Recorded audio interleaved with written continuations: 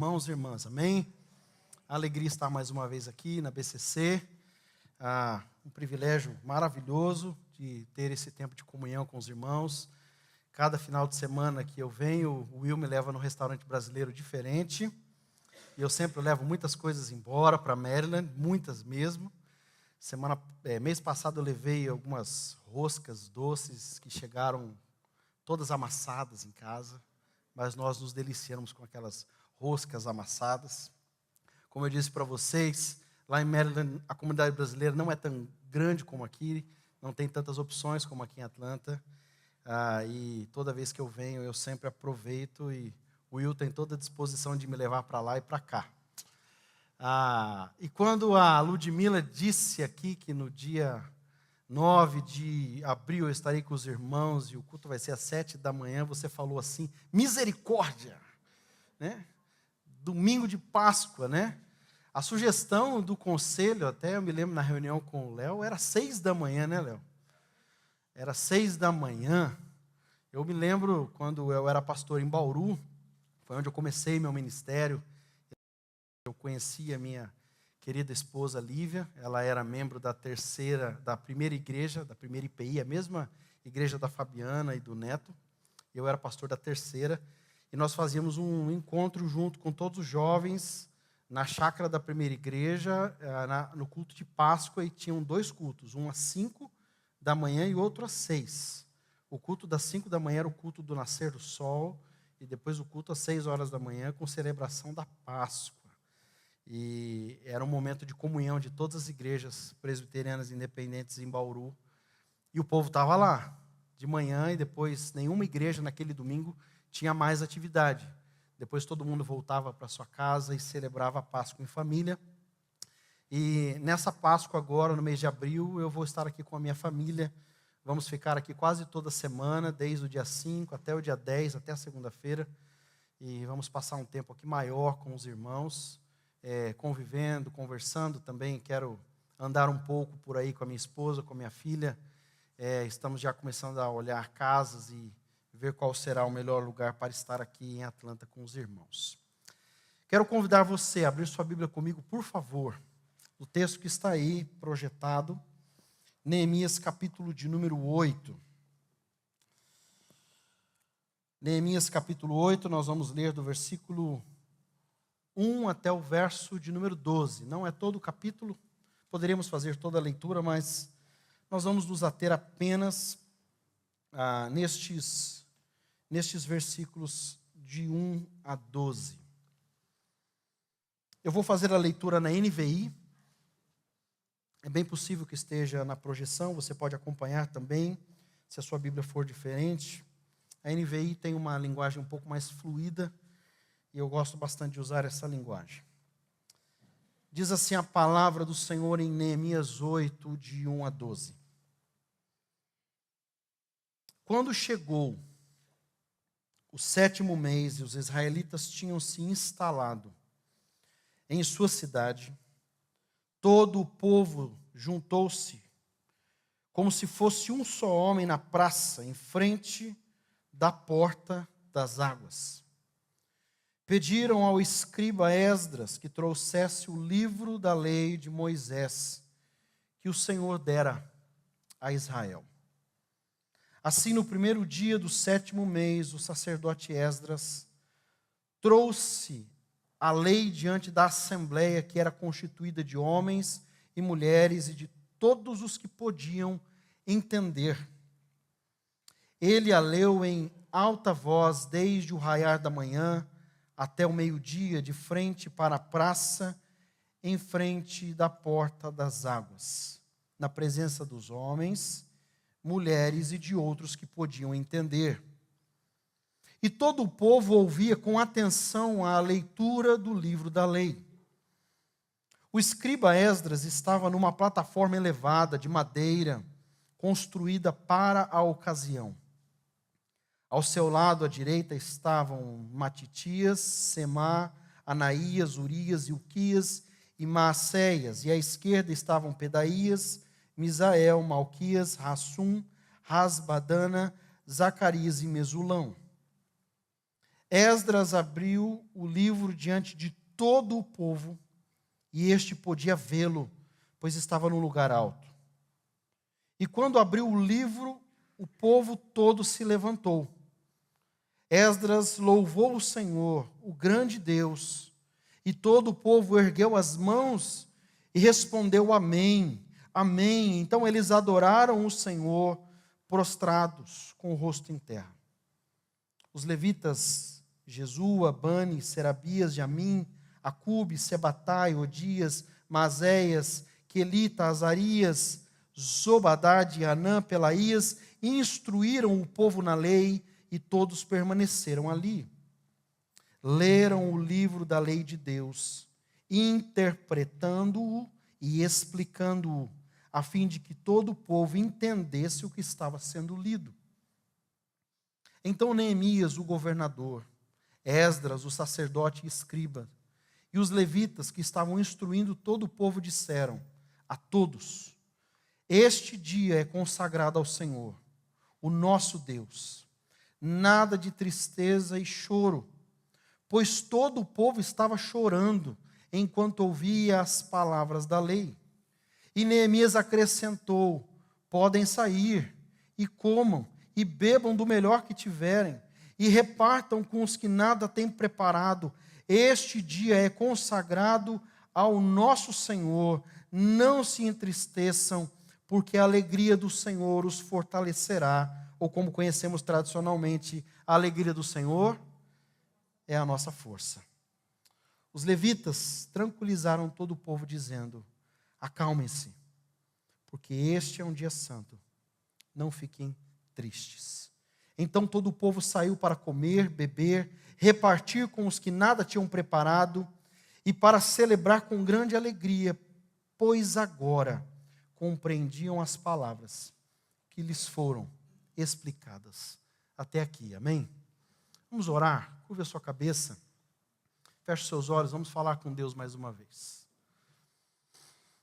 Pai, nós te agradecemos nesta manhã pela tua santa palavra aberta neste lugar livre, onde temos liberdade de abrir a tua santa palavra eterna e meditar nela.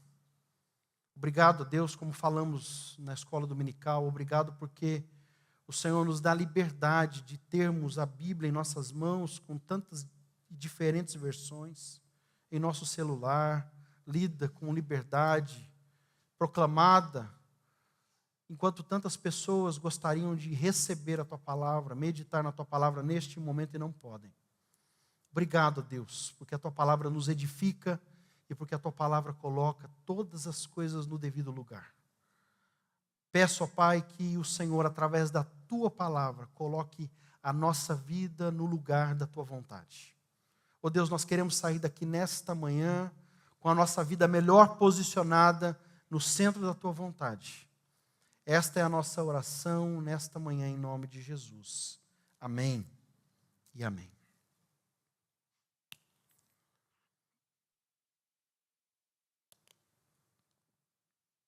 Eu gostaria que você fizesse um exercício nesse momento. O exercício é, imagine se você pudesse voltar em algum momento do seu passado e você tivesse a oportunidade de tomar uma decisão diferente que você tomou e se arrependeu.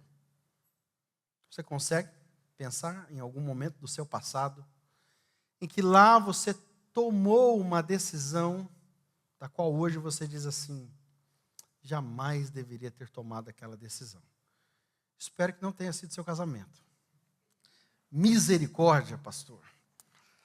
Mas pense em algum momento da sua vida que você se lembra com muita clareza que lá naquele momento, naquele dia, naquela hora, naquele lugar, talvez no Brasil ou aqui mesmo nos Estados Unidos, você tenha tomado uma decisão da qual você se arrepende.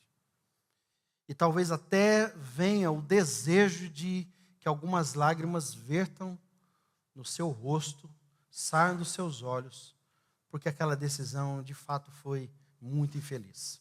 Eu me lembro de alguns momentos da minha vida, algumas decisões que eu tomei, da qual eu me arrependo. Choro, me entristeço. E talvez seja este o sentimento que o povo de Israel tenha experimentado quando neste texto, nessa ocasião, Esdras abriu o livro da lei do Senhor e começou a ler e a explicar a lei de Deus para o povo. Por quê? Porque este momento do livro de Neemias é o momento em que os muros já estavam reconstruídos. Capítulo anterior, capítulo 7, diz que o muro já estava concluído e em 52 dias, algo extraordinário. Mas reconstruir os muros, fazer uma obra material, física, talvez seja muito simples. Mas aqueles muros só estavam no chão, porque o povo estava distante de Deus e de sua palavra. E ao ouvir talvez aquela palavra da lei de Moisés, lida publicamente num lugar alto, o texto nos diz claramente que Esdras foi colocado num suporte, num púlpito, feito de madeira para aquela ocasião. O livro foi aberto e estava à vista de todos, e a leitura da palavra de Deus fez com que o povo vertesse lágrimas. A palavra não estava sendo apenas lida, mas estava sendo interpretada e explicada, possivelmente por horas a fio. O povo estava de pé, ouvindo as palavras do Senhor, as palavras eternas do Deus eterno, e talvez o sentimento que estava no coração de cada uma daquelas pessoas ao ouvir aquela palavra seria: a minha história, a história dessa nação poderia ter sido diferente. Nós não precisaríamos ter enfrentado tamanha vergonha. Nunca esses muros talvez teriam sido derrubados. Nunca famílias teriam sido separadas. Nunca talvez nós teríamos experimentado tamanha vergonha e experimentado o opróbrio de sermos invadidos constantemente pelos nossos inimigos, os nossos filhos levados como escravos, as nossas mulheres sendo violentadas, os nossos velhos sendo humilhados. Porque se você lê o texto das Lamentações de Jeremias, você vai talvez ter uma ideia qual era a situação e o contexto no qual Jerusalém permaneceu por 70 anos. Jeremias viu Jerusalém ser invadida, e essa invasão trouxe a cidade em ruínas. E essas ruínas permaneceram por 70 anos, até que o povo então fosse liberto da Babilônia e voltasse para reconstruir a cidade. Mas reconstruir a cidade, as casas, os muros, foi fácil demais. O difícil é reconstruir a vida. O difícil é reconstruir a história, uma vez que uma péssima decisão foi tomada. Você sabe, talvez naquele momento da sua vida, no seu passado, quantas coisas pelas quais você teve que lutar, se esforçar e batalhar para reconstruir, porque aquela péssima decisão foi tomada. E o povo, ao ouvir essas más notícias, porque quando nós lemos a lei do Senhor, especialmente o livro de Deuteronômio, a partir do capítulo 28 em diante, Moisés traz para o povo a escolha entre a vida e a morte. Se vocês obedecerem aos meus mandamentos, dizia o Senhor através de Moisés, isso há milhares de anos atrás, se vocês me obedecerem, vocês comerão o melhor dessa terra. Essa terra continuará próspera. Mas se vocês me desobedecerem, se vocês se afastarem de mim, e o mais interessante é que Deus diz na lei, vocês o farão. Eu conheço vocês. Mas pela minha graça, eu vou trazer vocês de volta. E graças a Deus pelas segundas chances que Ele nos dá. Quantas segundas chances Deus nos dá? Por sua infinita bondade e misericórdia, porque Deus ama o seu povo. E porque Deus é fiel em cumprir a sua palavra, em dizer, como disse lá no livro do Deuteronômio, vocês serão espalhados entre as nações por causa dos pecados de vocês, mas eu os trarei de volta, por causa do meu grande amor por vocês. Porque Deus está disposto a dar novas chances. E quando nós olhamos a história de Israel, é uma história que poderia ser diferente? Porque a Bíblia nos diz que Deus escolheu Israel. Essa é uma das grandes perguntas que surge no coração de muitas pessoas quando vem a conversa do antissemitismo, essa conversa desse ódio inflamado que existe em várias partes do mundo para com os judeus. A pergunta é, por que Deus escolheu Israel? Israel tinha alguma beleza, alguma formosura? Não, Deus simplesmente escolheu porque Ele escolheu. Ele precisava escolher um povo dentre todos os povos da terra para glorificar o seu nome. E o livro do profeta Isaías diz no capítulo 42 que Deus havia escolhido Israel para que Israel fosse uma luz para as nações. Mas Israel não fez essa luz brilhar. Essa luz se ocultou. Israel pagou pelos seus pecados. Sofreu as consequências. E agora, os muros estão de pé. Era tempo de celebração e, de fato, houve uma convocação para a festa. Houve uma convocação para a celebração. E o texto que nós lemos termina com alegria, com júbilo, porque Esdras e Neemias têm que andar perante o povo dizendo, gente, hoje não é dia de choro, hoje é dia de celebrar. Hoje é dia de festa.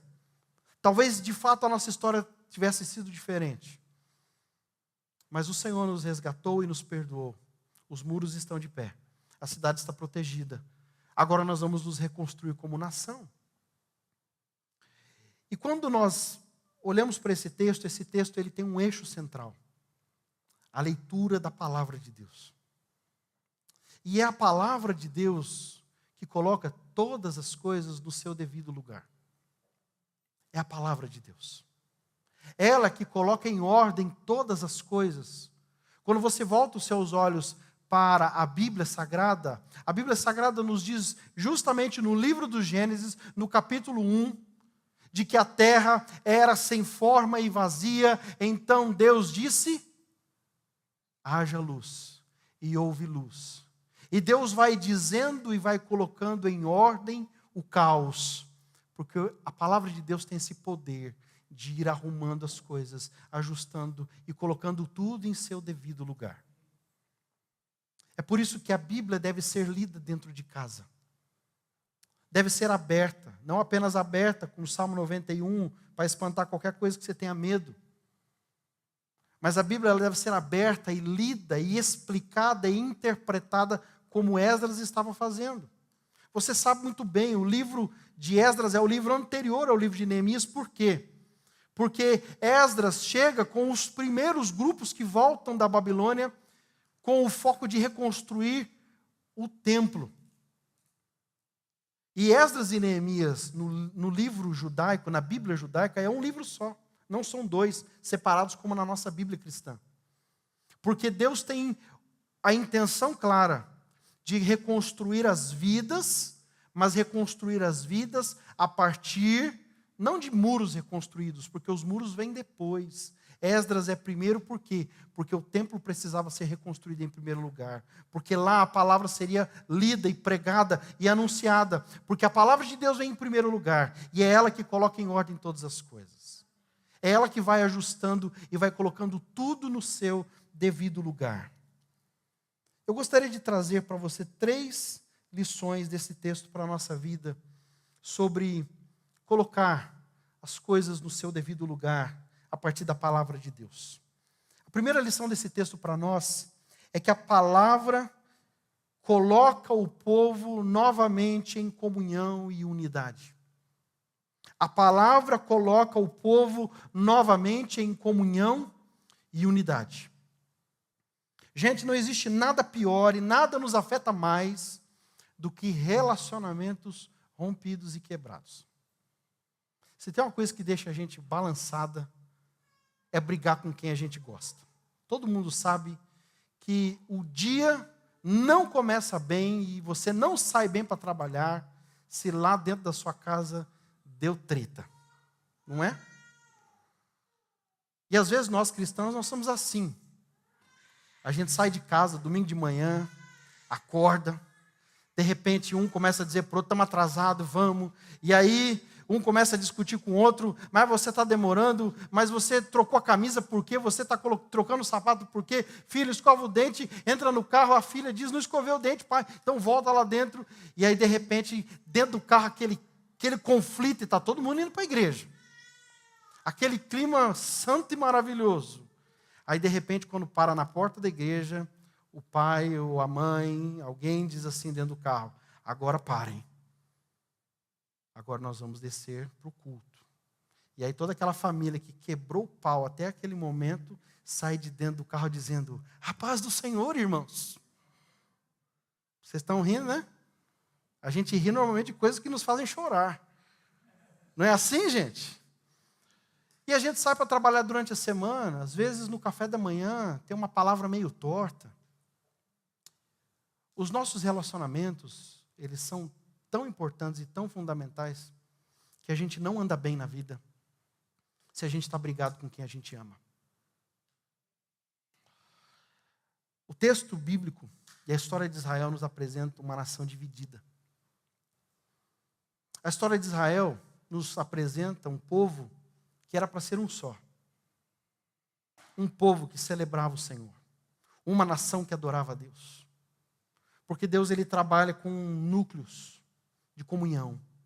A família, o núcleo familiar, pai, mãe e filhos. Depois haviam as tribos, que eram núcleos um pouco mais expandidos.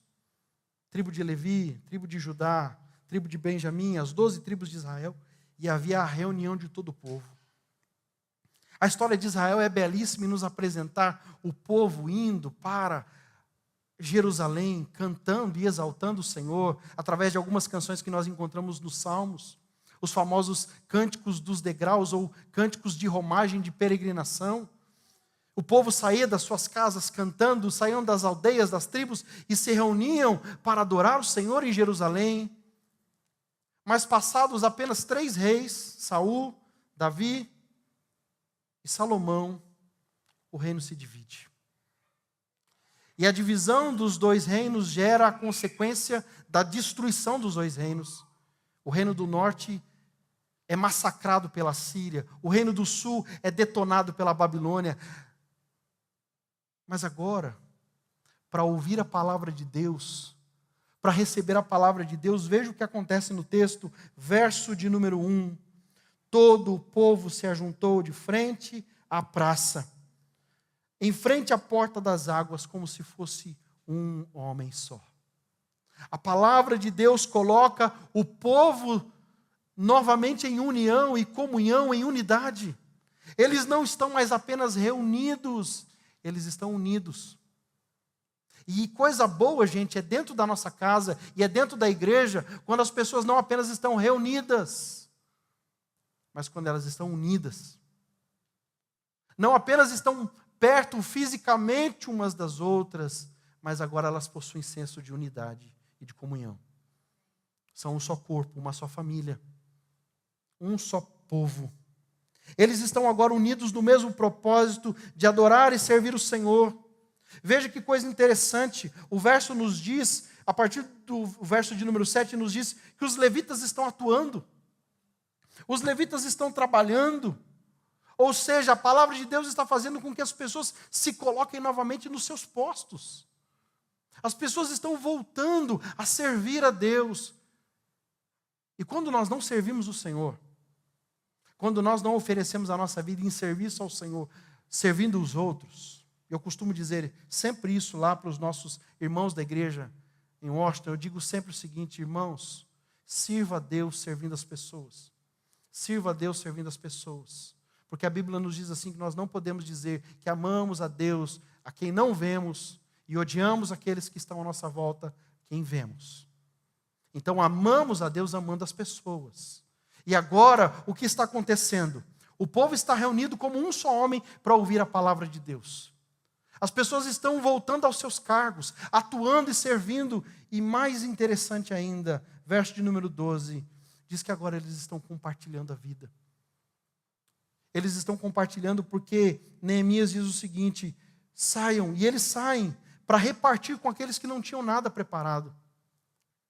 Isso fazia parte das celebrações comuns do povo de Israel. Quando você lê o livro do Êxodo, na instituição da Páscoa, Êxodo capítulo 12 diz que eles deveriam celebrar todos os anos a Páscoa.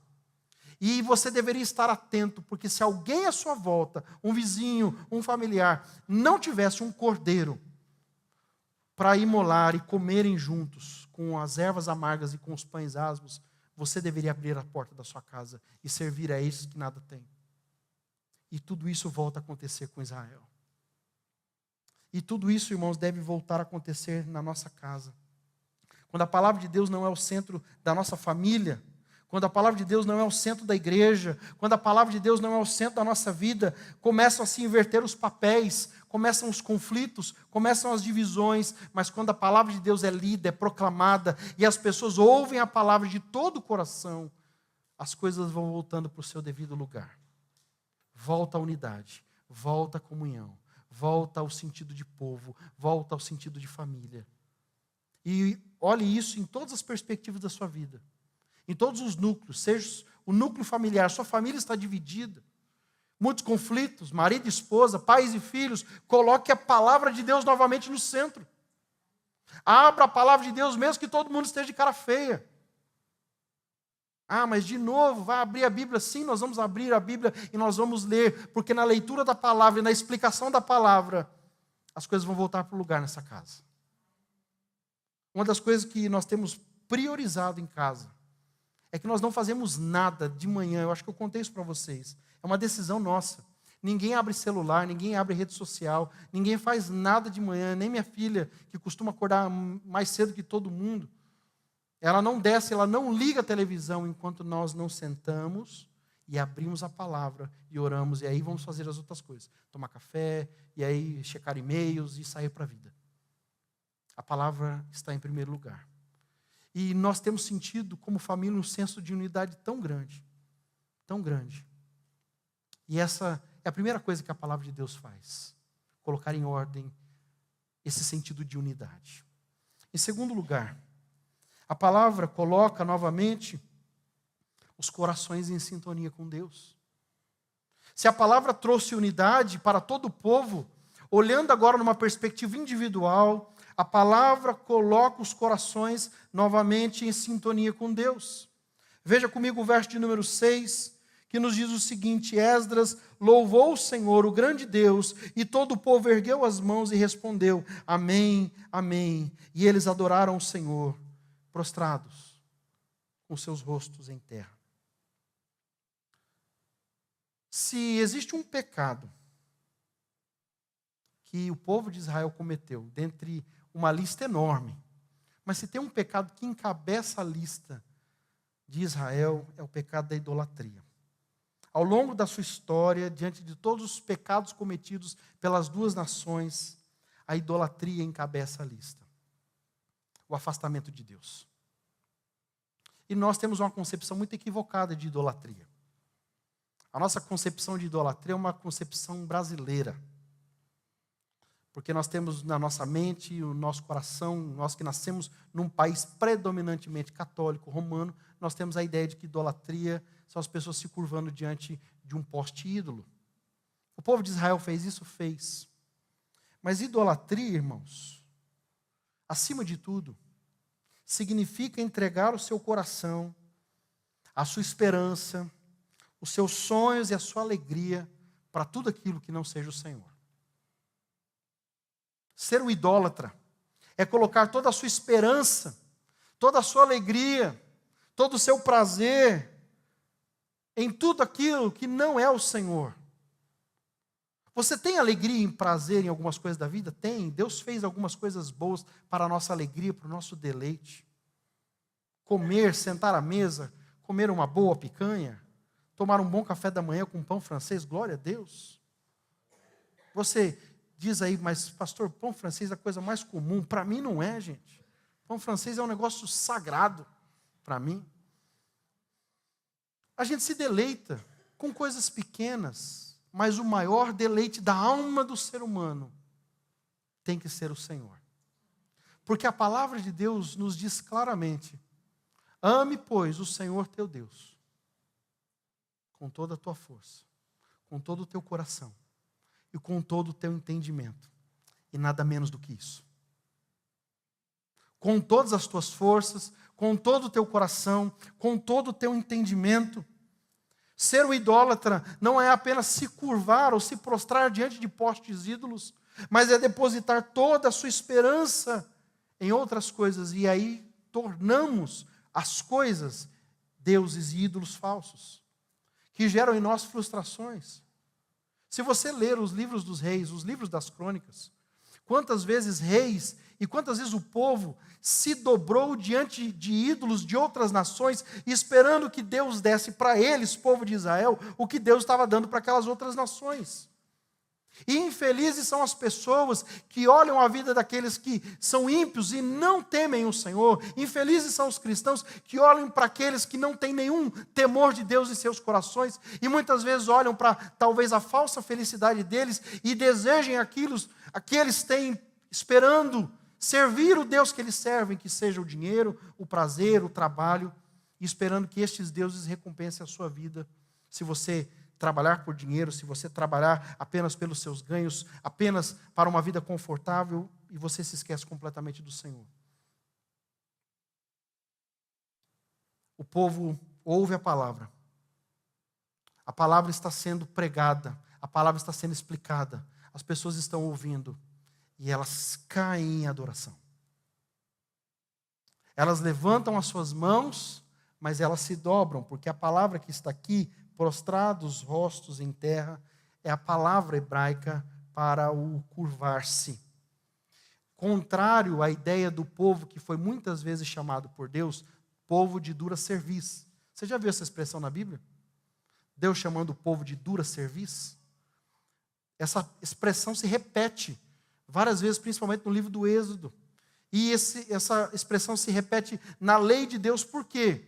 Porque o povo de dura cerviz está falando da coluna cervical. A palavra cerviz refere-se à coluna cervical quando nós não nos inclinamos diante da glória, do poder, da autoridade, da soberania e do senhorio de Deus sobre as nossas vidas. Mas a palavra de Deus, quando ela é pregada, anunciada, quando ela desce para dentro do coração, quando ela é ouvida com atenção, ela coloca os corações novamente em sintonia com Deus.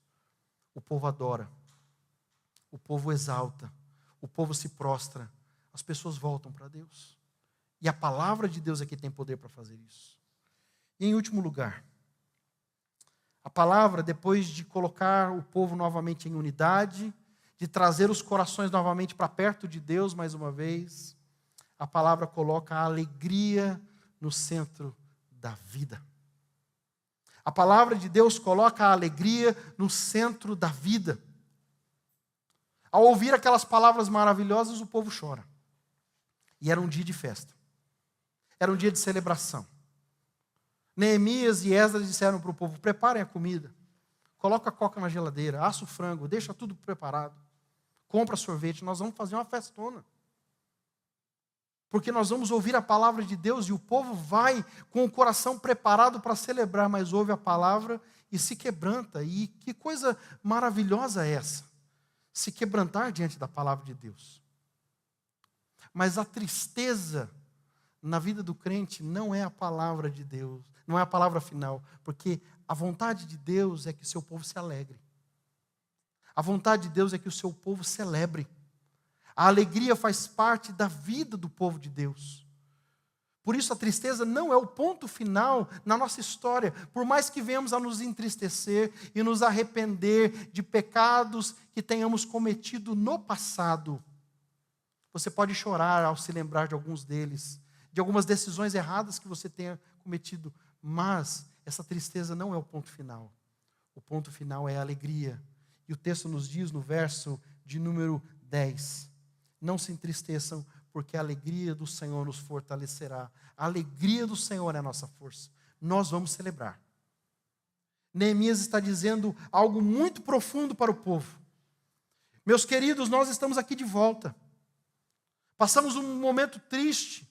Vocês viveram dias terríveis, mas nós estamos de volta.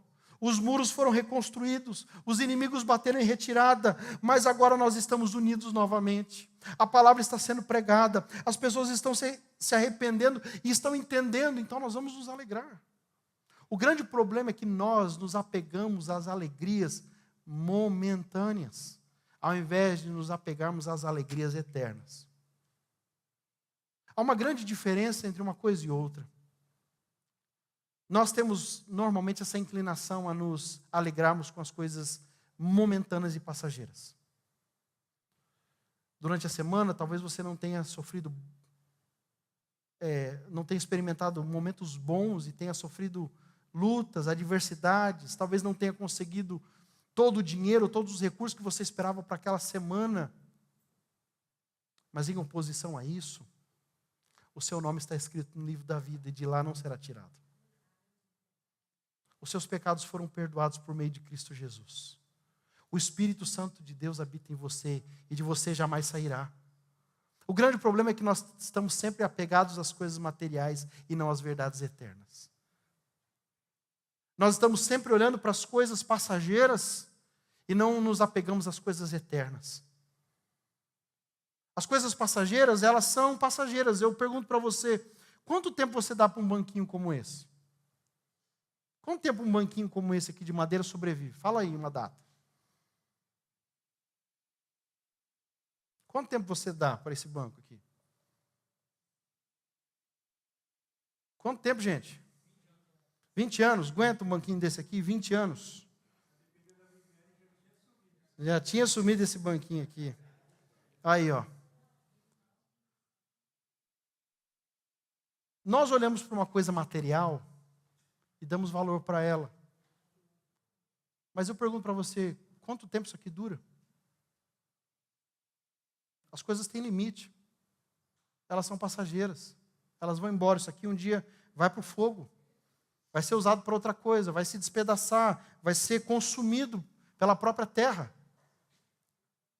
Mas em nós habita o Espírito Santo de Deus. E você o recebeu porque você fez de Jesus o seu Senhor e seu Salvador. E Ele está com você, e Ele te consola, e Ele te capacita, e Ele te fortalece. Veja como nós estamos sempre com os nossos olhos fitos nas coisas materiais e não eternas.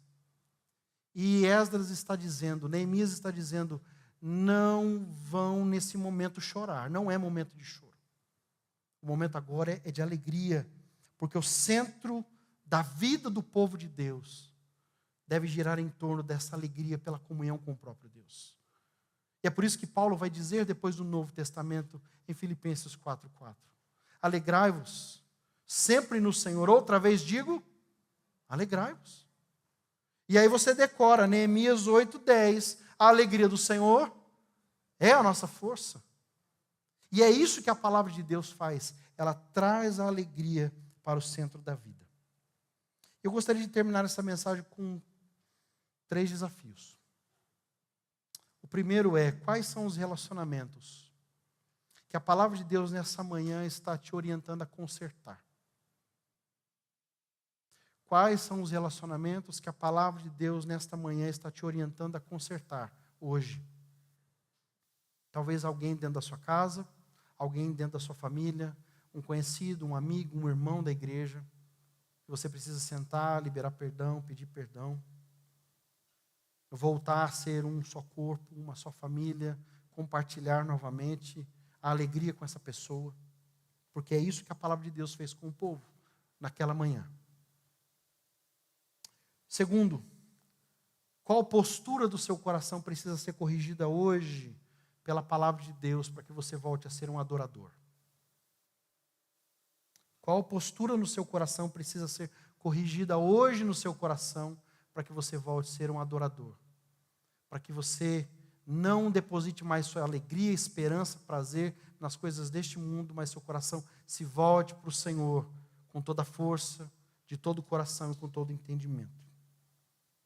E em terceiro lugar, qual decisão a palavra de Deus está orientando você a tomar nesta manhã para que a alegria do Senhor volte a ser sua força? Porque muitas vezes a nossa alegria não está baseada no Senhor. A gente só se alegra se a gente tem dinheiro no bolso. A gente só se alegra se as coisas estão dando bem no trabalho. A gente só se alegra se as coisas estão funcionando do jeito como pensamos. Mas Neemias nos ensina que é a alegria do Senhor a nossa força. Não é o dinheiro na conta amanhã. É a alegria do Senhor que nos faz superar toda e qualquer aflição nessa terra. E a alegria precisa voltar a estar no centro da sua vida. E você, como cristão, não ser um cristão triste, mas alegre, feliz, porque isso é possível. E isso é o que Deus quer para o seu povo. A alegria dele, a celebração por quem ele é e por aquilo que ele faz em nossa vida, deve tomar o nosso coração e nos contagiar para que sejamos sempre alegres. Sempre alegres. Qual decisão você precisa tomar hoje baseado na palavra do Senhor, para que a alegria do Senhor volte a ser a sua força, não a força do seu braço, não a força do que as pessoas podem dar para você, mas a força que vem do Senhor. Curva a sua cabeça, feche os seus olhos. Gostaria de orar com você nesse momento.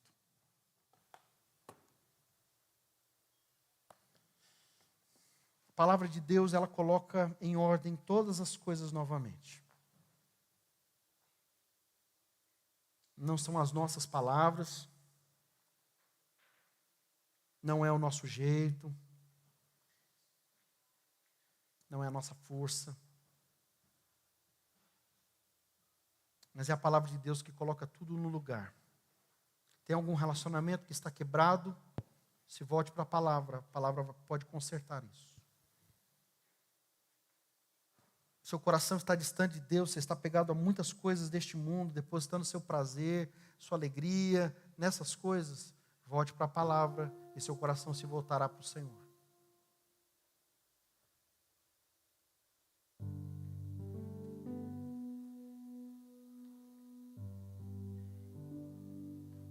Talvez você esteja nessa manhã depositando sua confiança